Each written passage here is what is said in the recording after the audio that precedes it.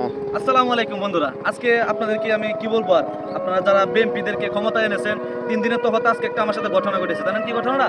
ঘটনাটা হলো যে তেলটা দেখতেছেন, এটা কিন্তু হাফ লিটার তেল। পাম্প থেকে কিনলে আমি মাত্র 63 টাকা দিয়ে তেলটা কিনতে পারি। আজকে আমি 70 টাকার তেল, পাম্পে 63 টাকার তেল আমি 110 টাকা দিয়ে কিনেছি। কিভাবে কিনেছি আপনাদের মনে নিশ্চয়ই কৌতূহল জেগেছে। তাহলে আসেন কৌতূহলটা আমি ভেঙে দিই। এই তেলটা যখন দোকানে কিনতে গেলাম বোতল সহ তারা তেল দেয় না, আমার গাড়িটা 3 দিন ধরে ঘরে পড়া, যার কারণে বাহির করতে পারে না। নির্বাচনের কারণে তেলটা আপনার বাইরে দেয় না কোনো রকম।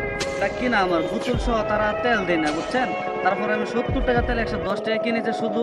তারপর দোকানদারকে বললাম, ভাই আমি আপনাকে 10 টাকা বেশি দিচ্ছি, আমাকে তেলের বোতলটা দিয়ে দেন, কিন্তু সে কোনোভাবে দিতে রাজি হচ্ছে না।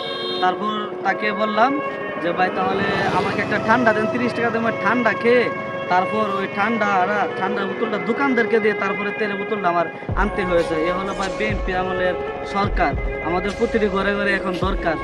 70 টাকার তেল 110 টাকা দিয়ে কিনেছে, বুঝছেন? এটা হলো আমাদের কপাল পোড়া বাঙালি জাতি। ঠিক আছে, থ্যাংক ইউ ব্রাদার।